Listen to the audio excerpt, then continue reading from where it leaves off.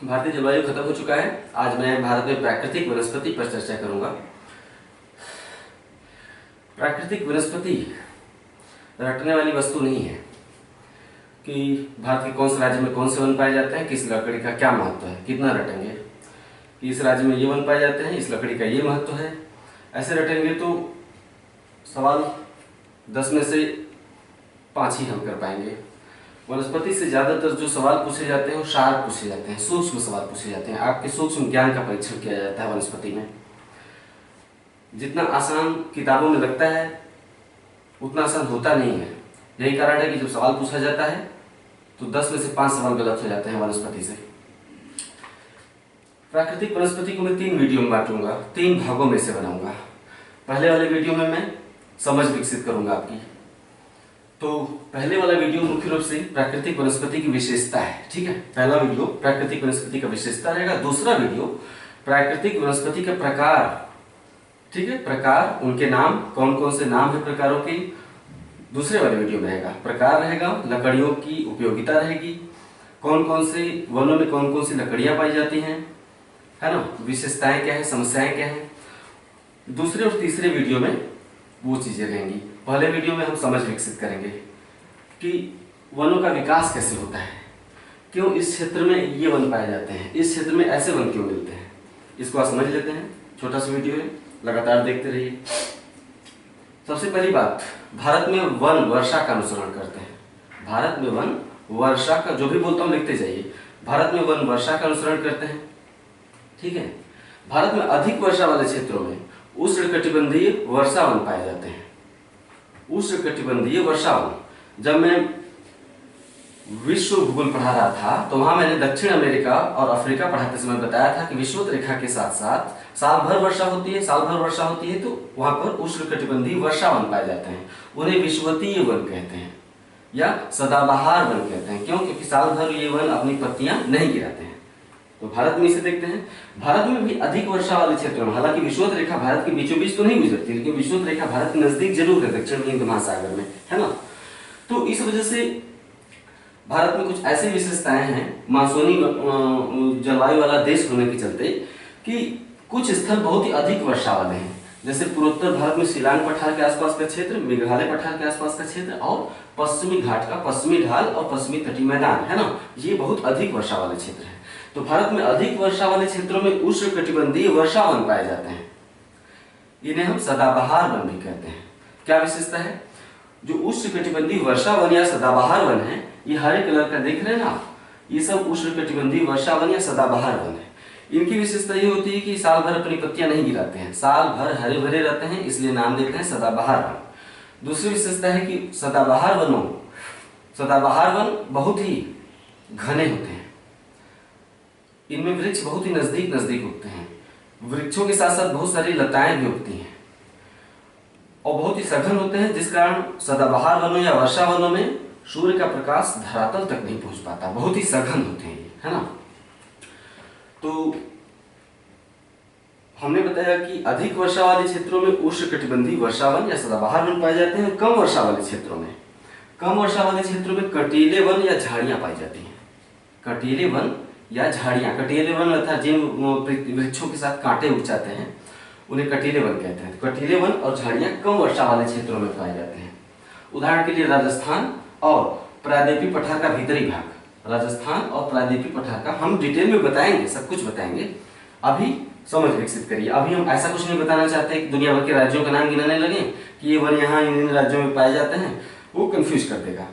तो कटीले वन राजस्थान में और पठारी भारत के भीतरी भागों में पाए जाते हैं, जहां की 70 सेंटीमीटर से भी कम वर्षा होती है। 70 सेंटीमीटर से भी कम वार्षिक वर्षा जहां होती है वहां पर कटीले वन पाए जाते हैं, है ना, कम वर्षा के क्षेत्रों में। उदाहरण के लिए दक्षिणी पश्चिमी मानसून की अरब सागर शाखा पश्चिमी घाट के पश्चिमी ढाल, ये ना पश्चिमी घाट, इसका जो पश्चिमी ढाल है, इधर वाला ढाल है ना, ये ढाल, इसे हम कहते हैं पश्चिमी ढाल।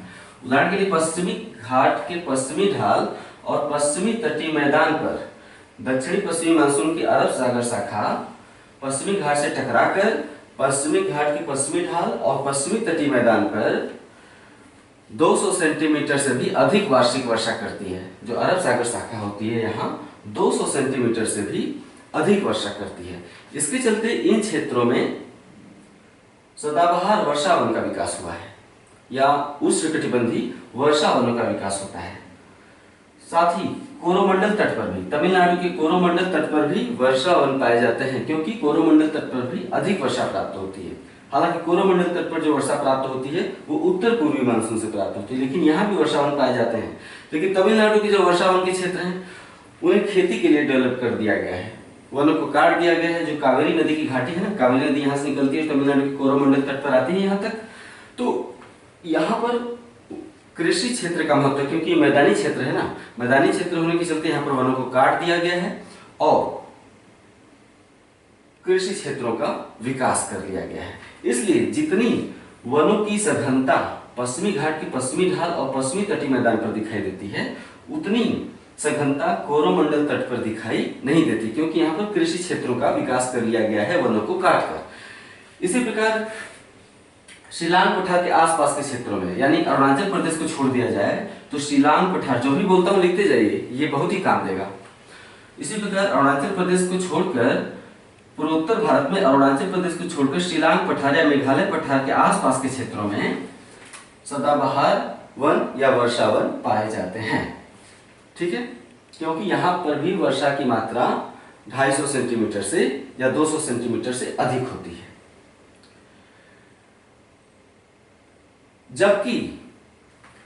जबकि पश्चिमी घाट की पूर्वी ढाल पर, पश्चिमी घाट की पश्चिमी ढाल और पश्चिमी तटीय मैदान पर तो वर्षा वन पाए जाते हैं, जबकि पश्चिमी घाट की पूर्वी ढाल पर पठारी भारत के भीतरी क्षेत्रों में, पठारी भारत के भीतरी क्षेत्रों में कटीले वन और झाड़ियां पाई जाती हैं, क्योंकि यहाँ 70 सेंटीमीटर से भी कम वार्षिक वर्षा होती है। ऐसा इसलिए क्योंकि पश्चिमी घाट की पूर्वी ढाल पर वरिष्ठ छाया प्रदेश का विकास हुआ है। मानसूनी पवनें पश्चिमी घाट की पश्चिमी ढाल पर तो खूब वर्षा करती हैं, लेकिन जैसे ही पश्चिमी घाट को पार करके पूरब की ओर उतरती है पूर्वी ढाल पर, वर्षा की मात्रा अचानक से घट जाती है और वरिष्ठ छाया प्रदेश का विकास हुआ है। इस वरिष्ठ छाया प्रदेश में महाराष्ट्र के विदर्भ क्षेत्र, तेलंगाना, कर्नाटक और आंध्र प्रदेश के क्षेत्रों में कटीले वन और झाड़ियां उगती हैं। क्यों? क्योंकि जल पर्याप्त नहीं है। ठीक है, नेक्स्ट पॉइंट समझने वाला, लिखते जाइए। वनस्पतियों की एक बहुत ही महत्वपूर्ण विशेषता होती है, वनस्पतियों का एक बहुत ही महत्वपूर्ण गुण होता है कि वनस्पतियां स्वयं को पर्यावरण की दशाओं और जल की उपलब्धता के आधार पर स्वयं को ढाल लेती हैं। जो वृक्ष होते हैं उनका एक महत्वपूर्ण गुण है कि वो पर्यावरण की दशाओं और जल की उपलब्धता के आधार पर स्वयं को ढाल लेते हैं। और ये गुण 1-2 सालों में डेवलप नहीं हुआ है, करोड़ों सालों में डेवलप हुआ है। करोड़ों सालों में जैसा पर्यावरण की दशा है और जैसे जल की उपलब्धता है, उस हिसाब से वनस्पतियों ने अपनी विशेषताओं को ढाल लिया है। उदाहरण के लिए, अधिक वर्षा वाले क्षेत्रों में अधिक जल की उपलब्धता है। ठीक है, अधिक वर्षा वाले क्षेत्रों में अधिक जल की उपलब्धता है, जिस कारण वर्षा वन या सदाबहार वन की वनस्पतियों में चौड़ी पत्तियां डेवलप हो गई हैं, चौड़ी पत्तियां विकसित हो गई हैं। सदाबहार वन या वर्षा वन के वृक्षों में चौड़ी पत्तियां पाई जाती हैं। ये वृक्ष अपनी चौड़ी पत्तियों के माध्यम से क्या करते हैं? ये वृक्ष अपनी चौड़ी पत्तियों के माध्यम से भूमिगत जल,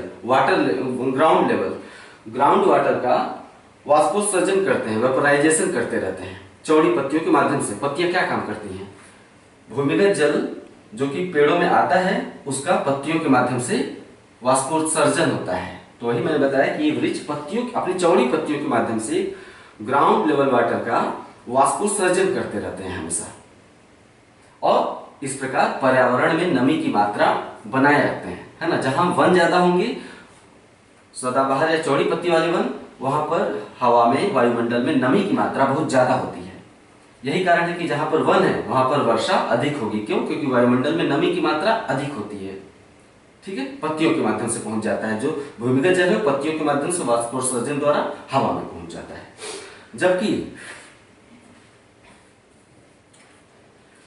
जबकि कम वर्षा वाले क्षेत्रों में, जैसे पश्चिमी भारत, पंजाब, राजस्थान, गुजरात, ये पश्चिमी भारत है। जबकि कम वर्षा वाले क्षेत्रों में जैसे पश्चिमी भारत में और पठारी भारत के भीतरी भागों में वनस्पतियों ने स्वयं को बचाने के लिए, अपने को जीवित रखने के लिए अपने पत्तियों को कांटों में तब्दील कर दिया है। कम वर्षा वाले क्षेत्रों में वनस्पतियों ने जीवित रखने के लिए, स्वयं को बचाने के लिए अपनी पत्तियों को कांटों में तब्दील कर दिया है, ताकि वाष्पोत्सर्जन कम हो। भाई कम है, यहाँ पे पानी कम है तो वाष्पोत्सर्जन कम हो और वे जीवित रख सकें। अगर वाष्पोत्सर्जन एक तो ज्यादा होगा, कम वर्षा वाले क्षेत्रों में अगर वनस्पतियां ज्यादा वाष्पोत्सर्जन करेंगी तो सूख जाएंगी, बच नहीं पाएंगी, है ना। वनस्पतियां सूख न जाएं, इसके लिए इन्होंने अपने पत्तियों को कांटों में तब्दील कर दिया है। कांटे क्या है, वाष्पोत्सर्जन नहीं करते। आप क्या समझे इससे कि कांटे वास्तव में पत्तियों का ही दूसरा रूप है। कांटे पत्तियों का ही दूसरा रूप होते हैं, ठीक है। वहीं जो हिमालय का तराई क्षेत्र है ना, हिमालय का सबसे दक्षिणी क्षेत्र है, वहीं हिमालय के तराई क्षेत्र अर्थात उत्तर प्रदेश से लेकर तमिलनाडु तक, ठीक है। नेक्स्ट पॉइंट मैं बता रहा हूं, वहीं उत्तर प्रदेश से लेकर तमिलनाडु तक और मध्य प्रदेश से लेकर झारखंड तक, उत्तर प्रदेश से लेकर तमिलनाडु, जो लाल रंग की जो क्षैतिज रेखाएं आप देख रहे हैं ना, मैं उनके बारे में बात कर रहा हूं। जबकि उत्तर प्रदेश से लेकर तमिलनाडु तक और मध्य प्रदेश से लेकर झारखंड तक वर्षा मानसूनी होती है, अर्थात मौसमी होती है। मानसून काल में वर्षा होती है, शेष ऋतु में वर्षा नहीं होती है। इसे हम क्या कहते हैं, मौसमी वर्षा होती है।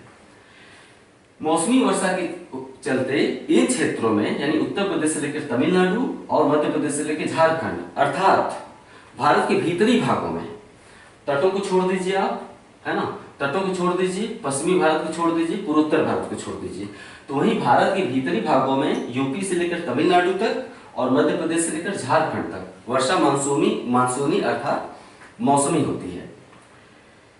यहां साल भर वर्षा नहीं प्राप्त होती है।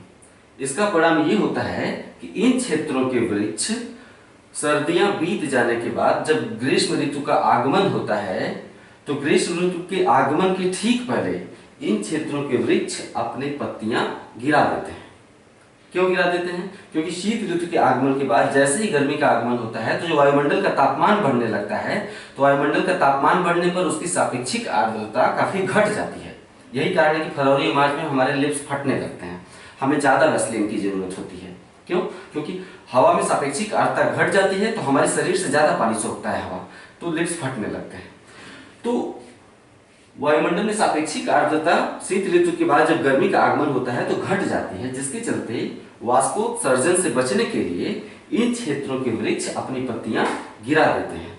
यही कारण है कि इन क्षेत्रों के वृक्षों को, इन क्षेत्रों के, यूपी से लेकर तमिलनाडु, मध्य प्रदेश से लेकर झारखंड, यही कारण है कि इन क्षेत्रों के वृक्ष अपनी पत्तियां गिरा देते हैं ताकि वाष्पोत्सर्जन कम हो सके और जीवित रह सके।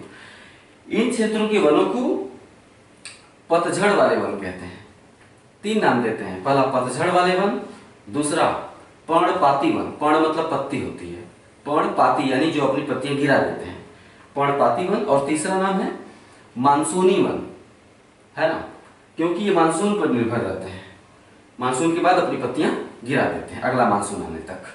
तो 3 नाम देते हैं, पतझड़ वाले वन, पर्णपाती वन और मानसूनी वन। लिखते जाइए। अभी मैं हेडिंग नहीं डलवा रहा हूँ कि मैं कौन सा वन पढ़ा रहा हूँ, कौन सा नहीं पढ़ा रहा हूँ, उनमें कौन कौन से पेड़ पाए जाते हैं, ये सब अगले वीडियो में होगा। अभी समझ डेवलप कर लीजिए। वहीं जो पर्वतीय वन होते हैं ना, पहाड़ों पर पाए जाने वाले वन, वो वर्षा का अनुसरण नहीं करते। पर्वतीय वन वर्षा का अनुसरण नहीं करते, पर्वतीय वन ढाल का अनुसरण करते हैं। पर्वतीय वन जो होते हैं ढाल का अनुसरण करते हैं। क्यों? क्योंकि यहां ऊंचाई बढ़ने के साथ तापमान में तेजी से गिरावट आती है। यह है आपका धरातल का निचला क्षेत्र, धरातल का निचला क्षेत्र यहाँ है। वायुमंडल में हमने इससे पहले भी वीडियो में बताया था कि वायुमंडल में क्षोभ मंडल, निचली परत क्या होती है, क्षोभ मंडल होती है। क्षोभ मंडल की विशेषता है कि धरातल से जैसे जैसे आप ऊपर जाएंगे वायुमंडल ठंडा होता जाता है। यही कारण है कि अगर आप किसी गर्मी की ऋतु में भी अगर आप जमीन पर खड़े रहे तो गर्मी लगती है, लेकिन किसी 50 मंजिला इमारत की छत पे चले जाइए, जून के महीने की बात कर रहा हूँ, 50 मंजिला छत की इमारत की छत पे आप चले जाएंगे तो आपको उतनी गर्मी नहीं लगेगी, ठंडी लगने लगेगी। हिमालय पर भी आप जैसे जैसे ऊपर की ओर चढ़ते जाते हैं स्वेटर की जरूरत महसूस होती जाती है, शॉल ओढ़ने लगते हैं लोग। तो पर्वतीय वन वर्षा का अनुसरण न करके ढाल का अनुसरण करते हैं, क्योंकि जैसे जैसे ऊंचाई बढ़ती जाती है तापमान में गिरावट आती जाती है। जैसे यहाँ पे है, मान लेते हैं 30 डिग्री सेल्सियस, है ना, तो यहाँ पे हो जाएगा आपका 25 डिग्री सेल्सियस, यहाँ पे हो जाएगा 15 डिग्री सेल्सियस, फिर हो जाएगा आपका 10 डिग्री सेल्सियस, और ऊपर जाएंगे तो 0 डिग्री सेल्सियस।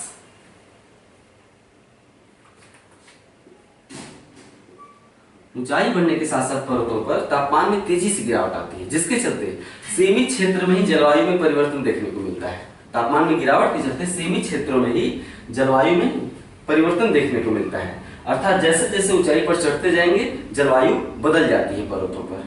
ठीक है, जो पर्वत होते हैं या ऊंचाई जलवायु में संशोधन कर देती है।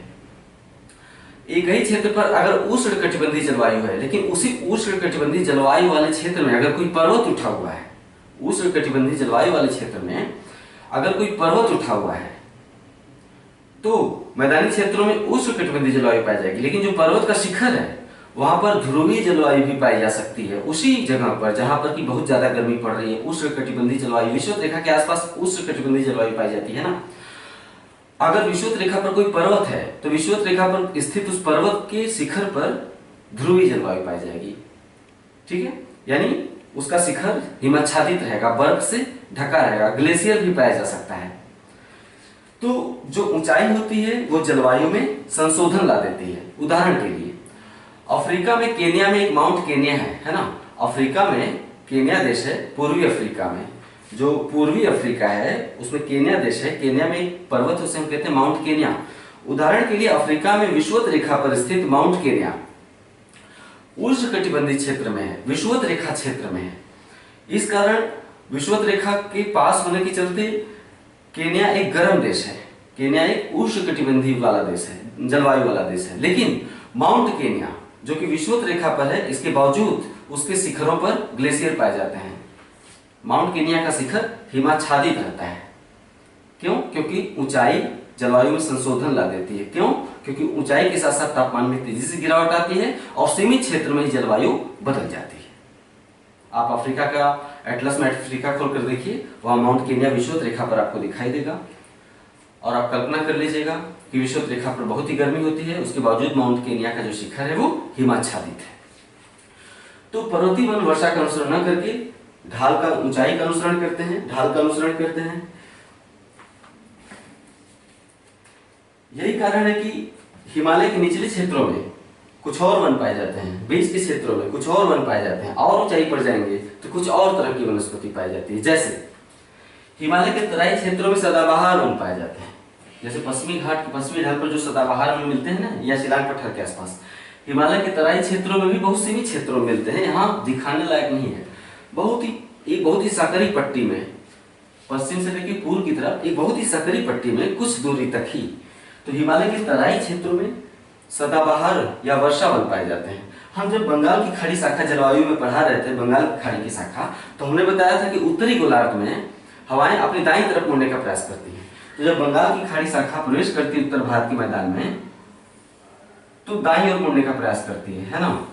यही कारण है कि हिमालय के तराई क्षेत्रों में अधिक वर्षा होती है, क्योंकि हवाएं अपनी दाईं ओर घूमने का प्रयास करती है उत्तरी गोलार्ध में। तो हिमालय के तराई क्षेत्रों में अच्छी खासी वर्षा की मात्रा प्राप्त हो जाती है, इसलिए यहाँ पर सदाबहार वन पाए जाते हैं। हिमालय में और ऊंचाई पर जाने पर शीतोष्ण कटिबंधीय वन पाए जाते हैं, और ऊंचाई पर जाने पर शीतोष्ण कटिबंधीय वन पाए जाते हैं। जैसे देवदार कैसा वृक्ष है? शीतोष्ण कटिबंधीय वन है। कहाँ पाए जाते हैं? मुख्य रूप से हिमाचल प्रदेश में पाए जाते हैं। तो शीतोष्ण कटिबंधीय वन पाए जाते हैं थोड़ी ऊंचाई पर जाने पर। और ऊंचाई पर जाएंगे तो कोणधारी वन पाए जाते हैं। कोणधारी वन कैसे होते हैं? कोणधारी वन जो होते हैं ऐसे होते हैं, ठीक है, ऊपर की ओर नुकीले होते हैं। एक तो पूरे देखने में ये नुकीले लगते हैं, ऊपर से इनकी पत्तियां भी नुकीली होती हैं, है ना। चौड़ी पत्ती इनके पास नहीं होती, इनकी पत्तियां कठोर होती हैं। पत्तियों का जो ऊपरी सतह होता है चमकीला होता है, कठोर होता है थोड़ा। क्यों? क्योंकि जल की मात्रा घटती जा रही है। जैसे जैसे हिमालय पर ऊंचाई पर जाएंगे वर्षा की मात्रा में कमी आ रही है, ऊंचाई पर जाने को वर्षा की मात्रा में कमी आ रही है, साथ ही ठंडी बढ़ रही है। इसके चलते पत्तियों ने स्वयं को थोड़ा सा सख्त कर लिया है और साथ ही नुकीली हो गई हैं। संकेत क्या है? कांटे में तब्दील हो रही हैं। कांटे नहीं है लेकिन इशारा उसी तरफ है। पत्तियां संकरी और नुकीली और कठोर हो जाती हैं। तो और ऊंचाई पर जाने पर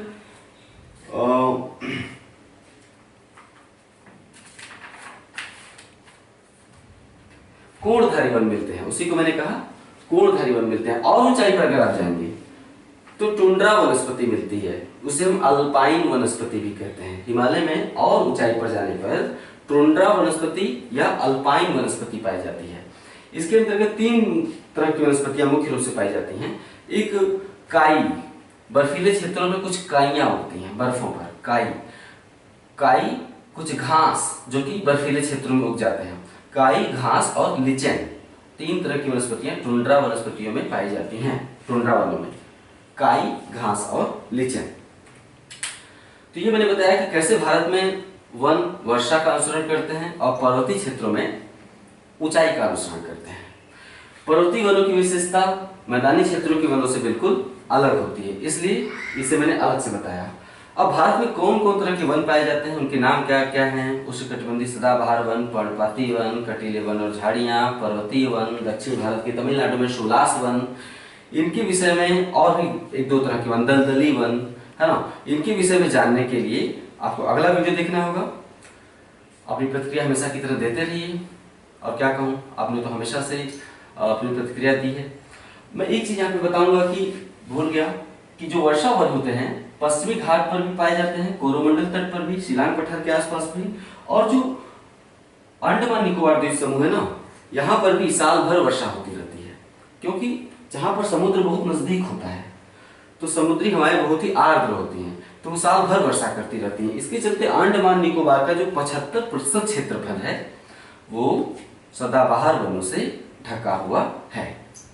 अगले वीडियो का इंतजार करिए। शीघ्र ही। नमस्कार।